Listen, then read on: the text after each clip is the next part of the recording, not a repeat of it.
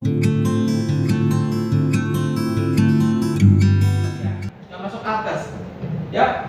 Contohnya nebulizer, nebu itu masuk, tapi kalau alat yang untuk ngisinya itu jangan Anda ikutkan di dalam atas, ya. Dokter, kalau seandainya IPA tes, kit IPA, kita punya tapi dia disposable, dia nggak mengandung obat bahan. Enggak, itu masuk atas. IPA test kit kan? Iya. Ya, ya. Yang penting selama tidak ada obatnya. Iya. Meskipun dia itu nggak masuk BHP, bahan sepatnya jangan sekali pakai buang sekali buangnya dulu. Nah sekarang kalau dia bahan habis pakai di IPA test itu dia masuk dalam kitnya enggak? Kalau kit dia gini, pertama kan kalau itu kita nggak punya banyak, itu paling cuma satu aja, satu kit. Cuma punya satu kit. Sedangkan kalau kita sediaan BHP tadi yang sekali itu kita bisa langsung sediakan banyak sampai 50 bahkan 100 gitu. Itu dapat dari mana? Tapi itu disposable ya? Habis? Ya, Oh jangan, nggak usah dimasukkan. Iya, kalau habis pakai nggak usah. berarti dia modelnya yang stainless kayak Iya, stainless yang anu baru. Ya kalau yang itu nggak usah. Kalau yang dipakai alat untuk ini boleh. Nggak usah kalau yang itu, ya. Iya. Itu BHP berarti. Digunakan untuk mencegah, mendiagnosis, menyembuhkan dan meringankan penyakit orang sakit, Iya. memulihkan kesehatan pada manusia dan atau membentuk struktur dan memperbaiki fungsi tubuh halus. Lagi presentasi kan?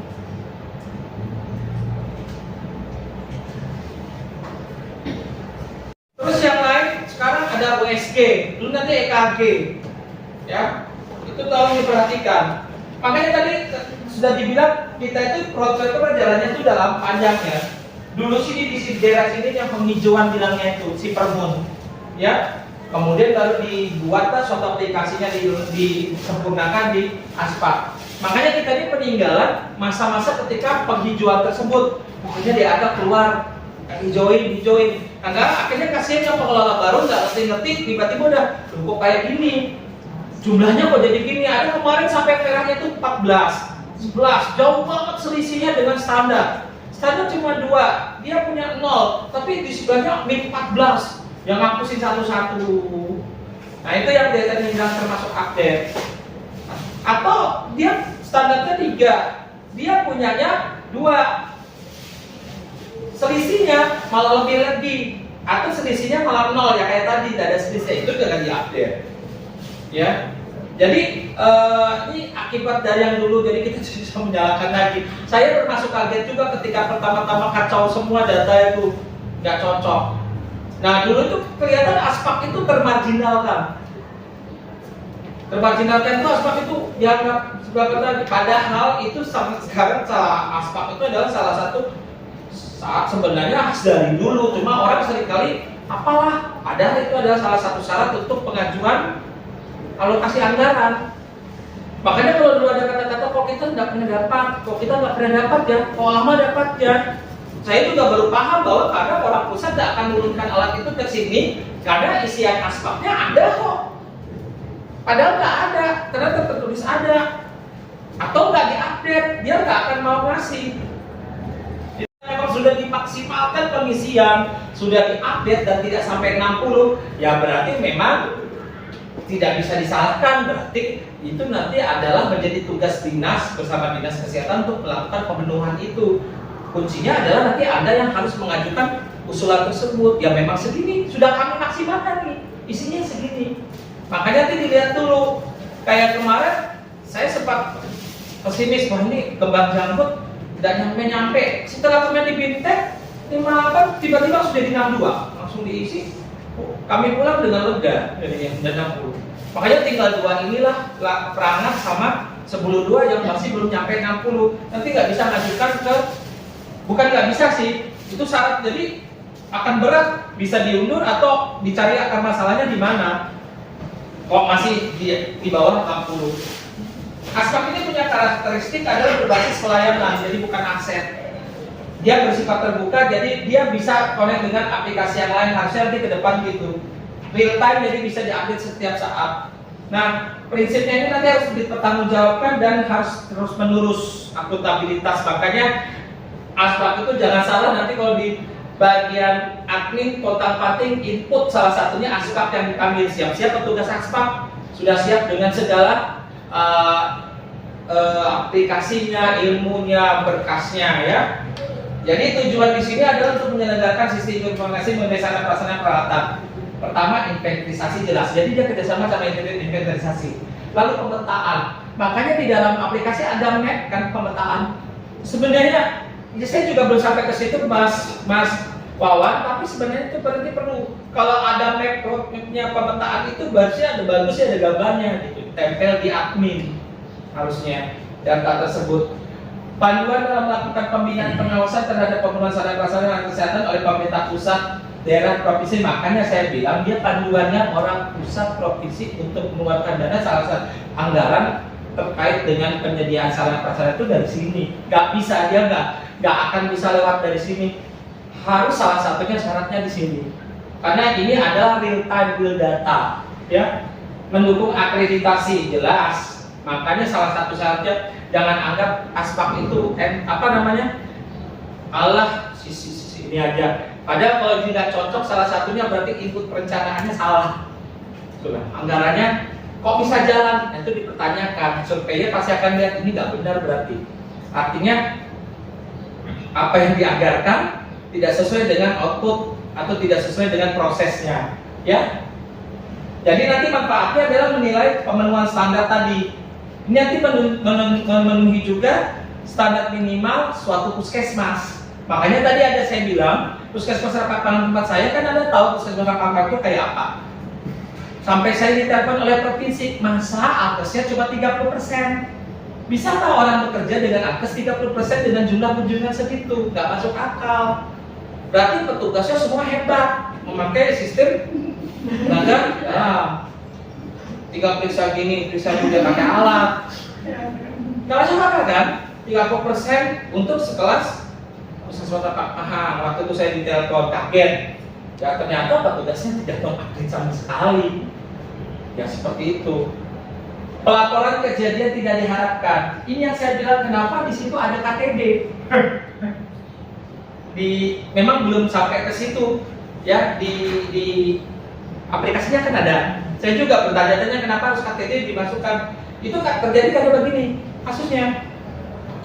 Seorang orang lansia turun dari mobil dibawa menuju ke puskesmas. Ketika dia turun, dia kan tidak mampu jalan, dipaksa jalan jatuh, luka di daerah wilayah kerja kita. Akhirnya menjadi investigasi. Kenapa? Ternyata puskesmas tersebut kekurangan sarana. Seorang pasien atau petugas cedera atau petugas bisa cedera ringan atau cedera berat, jatuh, licin. Kenapa licin? Tidak ada penanda. Ya, diceklah, di cross check dengan ini. Asbak betul nggak sih nggak ada? Ternyata asbak benernya ada kok. Sampai segitu aja asbak selamat, udah dong. Loh, asbak udah benar ngajukan. Saya sudah ngomong kok, jangan ngomong. Print, ekspor filenya tadi. Ini loh nggak ada kursi roda ke TU. Ini harusnya disiapkan. Ya sudah, itu urusan TU, ada data. Itu terkait dengan KTD tadi. Ya, listrikan sampai terjadi kebakaran, cedera dan sebagainya. Itu lihat dari situ. Ya, pelaksanaan akreditasi, pembinaan pengawasan fasilitas, penyusunan perencanaan kebutuhan ini jelas. Ya, udah jelas dari situ. Oke, jadi intinya asbak itu di perencanaan, ya, analisa kebutuhan. Makanya nanti surveyor akan ngecek tuh di bab 1 perencanaannya, ya. Kemudian di situ ada terlibat yang asbak. Nanti akan kita lihat berikutnya. Perizinan jelas. Perizinan kelengkapan asbak hafiz pada aplikasi hafiznya BPJS itu ada terkait dengan kelengkapan asbak. Tidak akan dikeluarkan perizinan. Tidak akan ketika kita turun kredensial nanti ya Anda kan nanti gedungnya lama, tempatnya. Iya, tempat lama. Nah, kalau di tempat lama itu aman. Mungkin kalau kan berdua saja. Yang repot kayak yang Tabang kan tempat baru. 10-2 tempat lama juga. Iya. Aman, berarti tidak akan merubah nomor registrasi, statusnya sama. Kalau yang kayak 11 belum didatangin ini. Tabang sudah kemarin kredensial sama BPJS. Itu dicek ulang karena akan berubah koordinat, jadi berubah lagi di nomor registrasi, bisa baru lagi. Nah, kalau Anda mungkin enggak, ya. Nah, itu tapi nanti perizinan kita akan datang mengkredensialin ulang dari BPJS. Apakah tetap sama dengan status yang dulu keadaan sarana prasarana alat dan SDM-nya. Nah, kemudian akreditasi jelas, baru untuk pengawasan monitoring validasi di dalam. Tadi saya ingatkan, makanya selalu repot, selalu cerewet di bulan Juni. Ingat ya teman-teman, update karena kami harus sudah laporan validasi ditandatangani di Bukadis. Jadi ketika ke Bukadis itu Bukadis tanya ini benar nggak? Benar ya, tanda tangan. Tanda tangan ke provinsi ke Pak Jaya. Ditanya lagi, ini benar ya? Bukan, ini kondisinya gini. Ya, makanya saat sudah tanda tangan ke Bukadis bersama itu ke pusat, ke provinsi, Anda tidak bisa masuk untuk mengupdate, ya, karena dikunci, nanti berubah, tidak sesuai, pastikan iya pasti di pusat, itu nggak boleh. Nanti kalau sudah tenang, sudah oke, baru. Dan itu terjadi pasti di bulan Juli dan Januari, karena update-nya terakhir adalah 2 kali setahun, itu wajib di dalam peraturannya ya, Juni dan Desember. Jadi tolong diingat-ingat tugasnya. Nah, saya nggak ngomong ini sudah sama di sini. Nah ini, kalau kakak saya implementasinya untuk ini ya, manajemen di puskesmas yang PDSA sama aja dengan PDCA, cuma PDCA itu lebih sinambungan dan lebih luas. Plan, do, study, action, ya. Nah di plan, do, study, action itu peranannya itu kan ada input, proses, output. Di mana peranannya Aspak? Di input, proses, output masuk di mana? Input. Input itu ada komitmen, kepemimpinan, pengandaian, budaya mutu, dan ada pemenuhan SPA dan SDM. Ya di sini fungsinya inputnya. Makanya ketika menginput untuk melakukan penganggaran kan dilihat dari inputan SPA. Karena SPA-nya di situ semua, aset, SDM, kemudian baru kebutuhan dan harapan dari masyarakat. Kalau untuk kebutuhan dan harapan masyarakat yang diambil dari mana aja? Ada yang megang web 1. Siapa? Di situ kami dari mana saja kebutuhan harapan masyarakat? Dari apa aja? Kita tuh membuat perencanaan di anggaran, dikumpulkan semua inputannya, masukin sarana prasarana apa, aset, sistem SDM-nya, kebutuhan, ada nambah orang lagi nggak? Kita butuh orang nggak? Anda menganggarkan nggak? Menambah CS dan lain-lain. Terus kan baru apa lagi nih yang mau diadakan, program-program ini itu dari kebutuhan harapan masyarakat, bukan ke ego pribadi. Saya mau ngadain ini kan nggak gitu. Nah itu ambil dari mana lagi? SMD, Suprema Mawastiri, betul. 100 CMD, MD, kemudian dari survei kepuasan pelanggan, kotak saran, ya, yang masuk kotak saran dari mana? Yang dibuat di kotak situ, atau dari apa? Medsos. Anda punya Facebook, punya Instagram, punya ini, itu dia di screenshot semua. Ini masukan yang dari tahun lalu. Terus dari mana lagi? Kesan. BPJS kan punya kesan. Ya, kesan itu masukkan, ya. Kemudian apalagi yang mau inputkan, nah itu masuknya indeksasi kebutuhan harapan sebagai umpan balik. Nah itu disinilah peranan daripada ASPAK. Kemudian ASPAK itu di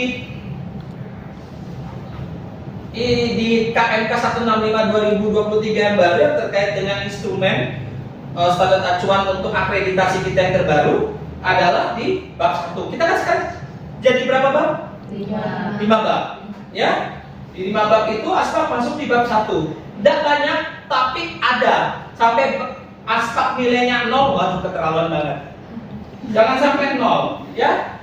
Jadi kalau standar administrasi puskesmas untuk bab 1, kepemimpinan dan manajemen puskesmas, kita kan ada perencanaan, tata kelola, organisasi PKM dan manajemen sumber daya manusia, kemudian manajemen fasilitas keselamatan, keuangan, pengawasan pendampingan kerja dan peran dinas kesehatan. Ini feedback. Nah, nanti feedbacknya aspek simpan untuk menjawab yang 1.7. Nanti akan ditaruh di grup feedbacknya. PPSBK Pak Ketut itu mengirimkan feedback juga ke puskesmas. Itu di sini juga menjawabnya. Ya. Kemudian perencanaan kan ada feedback perencanaan APBDPO kan dapatnya dari mana? Screenshot aja jangan dihapus tuh yang ada di WA grup. WA grup kan sering ya. Nah itu juga sama. Jangan dihapus tuh ada jawaban dari dia itu feedback tolong ini di feedback kembali saya utangnya gini lalu dia jawab itu semuanya ada di situ di screenshot. Ya. Makanya jangan langsung hapus semua, hapus. Itu bukti loh, ya.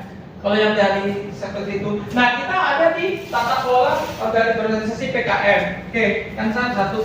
Kita di manajemen fasilitas dan keselamatan MFK ya. Kerangka acuannya ini sudah saya buatkan ya. Sudahkah saya kasih ke grup dokter sama grupnya Pimpus? Enggak sampai gitu.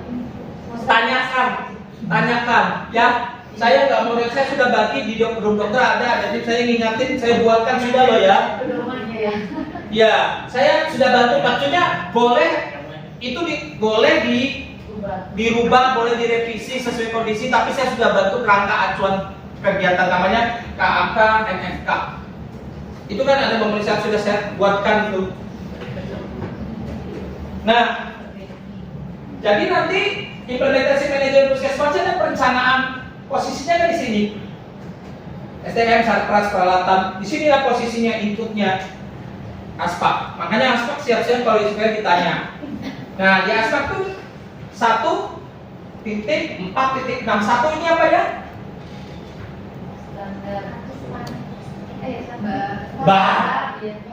Baru? Pak? Standar. Baru? Kriteria. Nanti baru 1.4.1. Makanya BSK, sarjana keperawatan tuh. Singkatannya BSK. Sarana, kriteria, elemen penilaian. SK kan? Ya, BSK kan. Jadi puskesmas menyusun program untuk menjamin ketersediaan alat kesehatan yang dapat dipergunakan setiap saat. Ingat ya, aspek itu di sini 1.4. Bab 1 standar 4. Kriteria 6, EP-nya nanti ada beberapa. Nah, pokok pikirannya itu kalau dulu ada kaca pokok pikiran itu ada di dalamnya ini. Penggunaan aspek oleh puskesmas dilakukan untuk memastikan penggunaan terhadap standar prasarana dan alat kesehatan. Kata kuncinya penggunaan aspek. Dia nanti pikirnya dari apa? Bentuk aspekmu mana? Siapkan.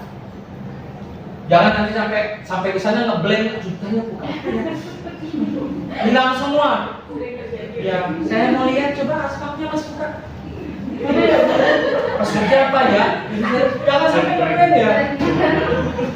Karena dia kemudian data sarana prasarana kesehatan puskesmas harus diinput dalam aspek dan divalidasi untuk menjamin kebenarannya. Berarti kamu minta sama dinas bukti validasinya. Nanti kan bukti validasi sebagai feedback itu nanti akan kami kirim di dalam grup. Ya, di print. Di print kan masuk di mapnya. Jadi aspek punya map sendiri ya. Mapnya 144, 146. Kemudian agar tidak terjadi keterlambatan untuk gangguan dan pelayanan, alat kesehatan harus tersedia berfungsi dengan baik dan siap digunakan, siap diperlukan. Program tersebut dimaksud meliputi kegiatan pemeriksaan dan kata kuncinya. Ya, sesuai dengan panduan produk tiap alat. Pak, kalibrasi kan udah bisa, alatnya nggak ada, tempatnya jauh, kalibrasi hanya di Banjar, ada di Surabaya.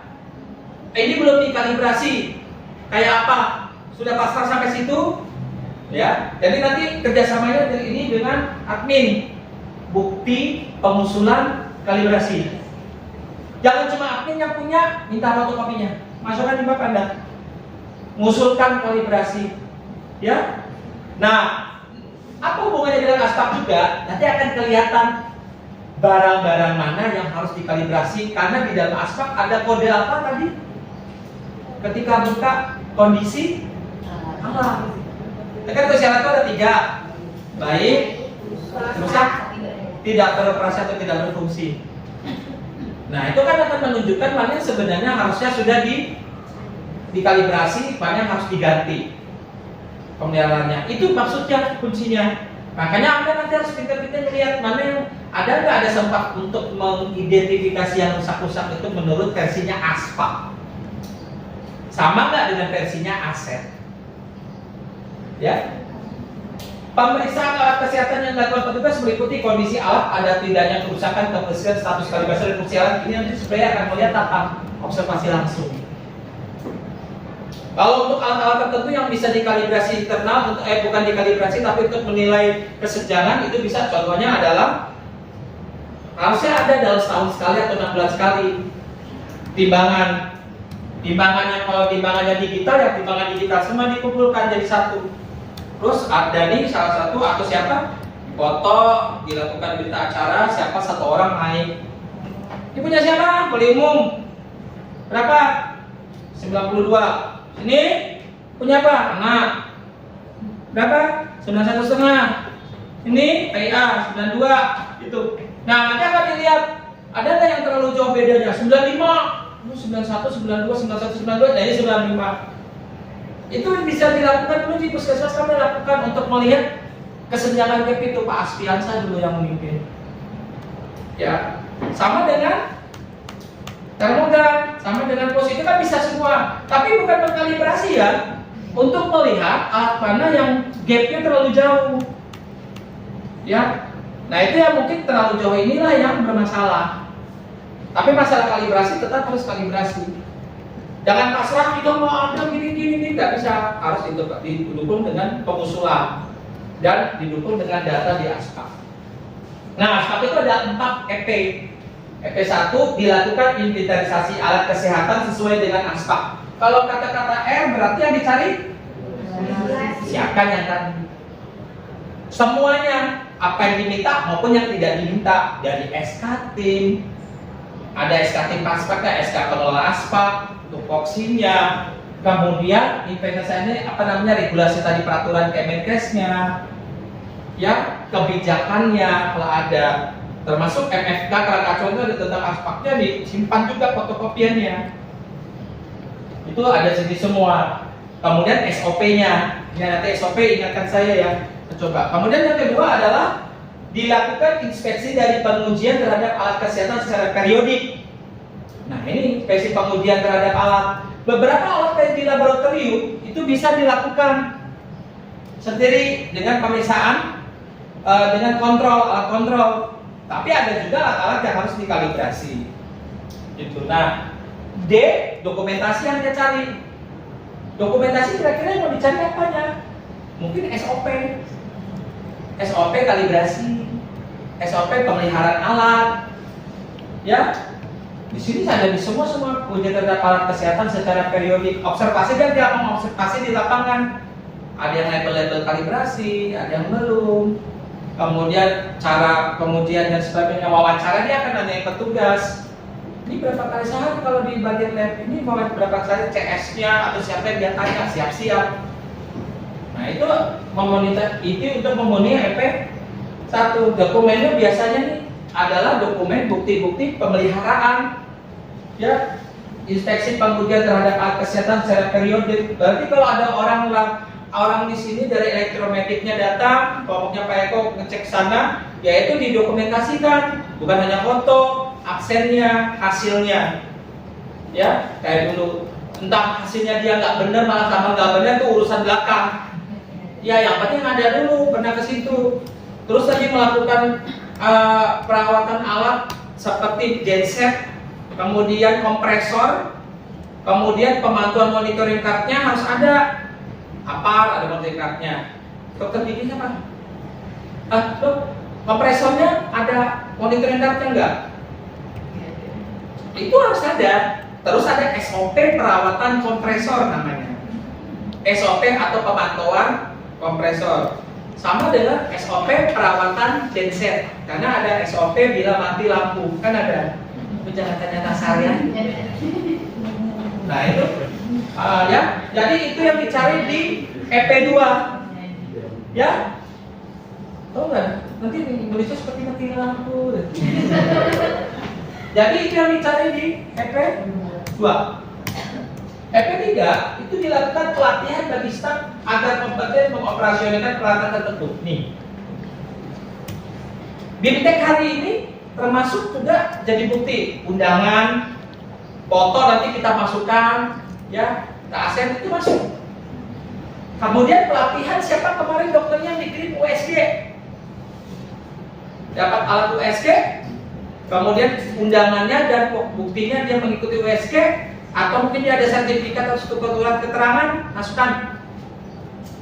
Ada petugas lab nggak itu hari ini? Petugas lab mana? Ketika kalian periksa lab, aku dapat lab, ada nggak dibimbing sama yang vendornya? Kemudian ada nggak bimbingan alat? Kalau dari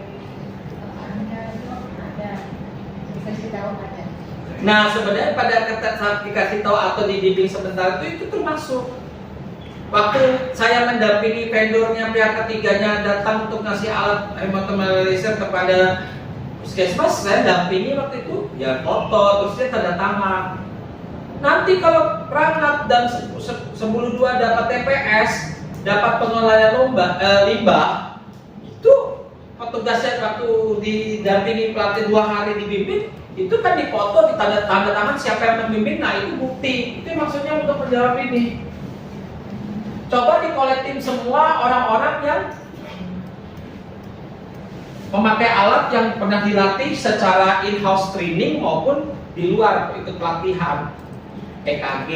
In-house training itu maksudnya dilatih di dalam saja, ya. Jadi tolong itu bukti. Nah kalaupun itu bukan bagian domain Anda, saya kan bukan itu, tapi Anda harus tetap mengumpulkan ini. Minta ke admin. Siapa-siapa saja orangnya. Mungkin tidak saya pun udah enak yang minta-minta, ya mintanya ke admin dong.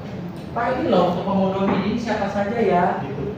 Biasanya sih orang-orang lab tuh yang dapat alat, dokternya yang dapat alat yang baru. Kemudian petugas lain yang pemeliharaan seperti sarana prasarana, yang dapat kit-kit itu berbagai macam kit, hanya bidannya, buat kemarin dapat maternal kit, jadan kit, ada nggak pelatihan, ada apa kena, itu masukkan ini juga di kita. Makanya nggak cuma hanya untuk urusan aspaknya, lengkapnya ini masukkan. Jelas ya? Nah yang terakhir EP4 dilakukan pemeliharaan dan kalibrasi terhadap alat kesehatan secara periodik, dokumentasi, observasi dan wawancara. Dokumentasinya apa? Ya harusnya ada bukti kalibrasinya, foto alat-alat yang dikalibrasi. Nah kalau memang nggak dilakukan, ya jangan pasrah di situ saja. Ya itu tadi usulannya ada kan? Mintakan ke admin segera. Ini yang sering terjadi. Ya sudah survei menghela napas panjang saja. Oh gitu ya. Nah usulan untuk kalibrasi ini nanti akan kita cross check penganggaran dananya di perencanaan anggaran. Ada nggak? Ya. Tadi Mas Wawan ada itu nggak? Apakah AC masuk? Coba lihat, air conditioner masuk nggak? Masuk. Nah, Ada. kalau AC masuk, 3 bulan sekali kan ada pemeliharaan AC. Itu harus dimasukkan, minta ke bagian AC perawatan buktinya. Masukkan di map Anda juga. Anda nggak perlu banyak map kok, 1 map kayaknya cukup aja. Ya, map itu untuk dimasukkan di ini pemeliharaan. Jadi nggak mesti harus yang berhubungan dengan kalibrasi ya. Untuk lab kan ada yang pakai alat kontrol kan. Nah ketika Anda memakai alat kontrol itu divideoin atau dipoto bertahapnya, lalu lihat hasilnya. Tanggal segini saya melakukan pengujian dengan pakai kontrol, ya. 10-2 sama perangkat pernah nggak melakukan dengan pakai alat kontrol, terutama alat-alat yang memakai ada yang sudah tercetak langsung. Iya, ada. Itu bukti. Kasihkan ke aspal. Kemudian itu dibuat tanda tangan telah dilakukan kontrol alat tersebut pada tanggal ini. Fotokopi itu kasihkan ke bagian admin, kopikan juga ke Aspak pegang untuk menjawab ini. Alat-alat yang tidak tepat, mau ngecek sekali dengan kita dengan memakai paint stripnya dan memakai kontrol sama nggak, kan gitu, ya. Terus pemantauan mutu internal dengan quality control di dalam itu tidak sama. Apapun prosesnya yang mengecek mutu alat itu berfungsi atau tidak, Aspak mesti harus dapat dokumennya, kopiannya. Karena akan dijawab juga di Aspak, ada juga dijawab di bagian UKPP. Ya, lab kan sama farmasi itu kan di UKPP 3.9, 3.10 kemarin. Ya. Jadi inilah punyanya Aspak. Nggak banyak kok Mbak tadi.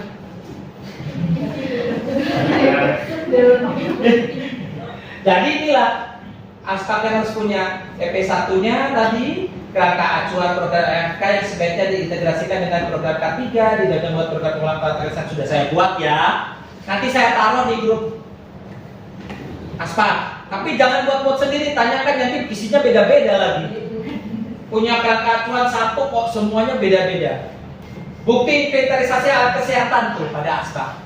Kan bisa diekspor tadi dalam melalui file, bilangnya Pak Wawan, terus dicetak, terus dipastikan sama dengan punya inventarisasi. Inventarisasi itu biasanya dia menyimpan SPBK-nya. Kalau ada, kalau yang nggak ada ya udah. Kemudian surveyor melihat aplikasi Aspaknya. Pemeliharaan dan pengujian yang ada pada peralatan tersebut, termasuk tadi AC, genset, kompresor, monitoring cardnya, ya. Monitoring card pada APAR, monitoring card pada AC. Satu lagi, tadi kalau prasarana apa? Yang paling bawah tadi di prasarana tadi yang saya tunjukkan, prasarana kan hawa, listrik, kehawaan, ventilasi, bla-bla. Yang paling pojok berapa? Ya, puskesmas sekali itu butuh apa? Ambulan dan mobil pusling. Nah, perawatan mobil itu masuk juga di Aspak. Bukan ngerawatnya, tapi buktinya minta ada ke bengkel ya, ada ngecekin mesin ya, itu ada sterilisasi ambulannya, itu semua, atau ngecek ban, itu minta buktinya. Bukan yang asli, kopiin aja, tulis perawatan pemeliharaan. Hal-hal yang sebenarnya sudah dilakukan ada bukti, kadang-kadang kita bingung menunjukkan kepada surveyor. Orang datang melihara AC, kita diam aja melihat, lupa itu. Kalau saya pasti langsung saya tunggu, saya foto. Terus hasilnya mana? Tolong cepet. Kadang-kadang hilang habis itu. Simpan siapa, besok-besoknya dicari, mana yang kemarin itu? Nah, kan ada kan orang datang AC kan? Ya. Nah itu ya, makanya itu dikumpulkan di Aspak juga. Bukti pelatihan staf, pengoperasian peralatan yang tadi ya, termasuk kayak Big Tech ini bisa. Bukti pelaksanaan pemeliharaan dan kalibrasi sama dengan nomor 2. Surveyor mengobservasi kondisi peralatan secara sampling. Biasanya dia datangnya itu ke gigi, lihat dental unit biasanya, sama kompresor. Letak kompresornya di mana? Lu pasti ke lab. Paling senang lab, karena yang ada alatnya lab dan gigi. Kemudian yang baru, mainan baru nih USG dan EKG. Ya, pastinya kan dilihat dokternya. Nah itu pelatihan dokternya kan ada atau tidak di situ juga. Ya, nah teman-teman ini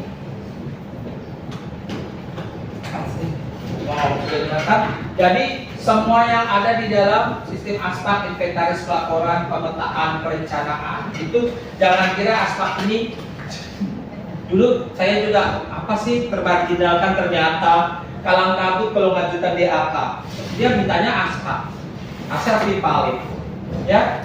Kemudian sebenarnya harus dibuat analisis gap tadi itu. Analisis gapnya kan ini standar kan. Ini yang kita punya. Yang merah itu gapnya, dan yang merah itulah yang tugas Anda untuk mengajukan kepada admin agar admin membuatkan usulan. Mana yang bisa dipenuhi segera oleh puskesmas, mana yang harus minta ke dinas. Makanya kalau aspaknya diam aja tidak bergerak, jadi aspak itu nggak cuma update, enggak. Tugasnya itu sampai ke analisis gapnya. Ini maksudnya mana yang dibutuhkan untuk dilakukan. Makanya kalau bagian admin juga cuek-cuekan dengan aspak, terus jadi dianggap orang aspaknya salah dia. Salah satu input terbesar yang paling dipertimbangkan dalam pelayanan kesehatan adalah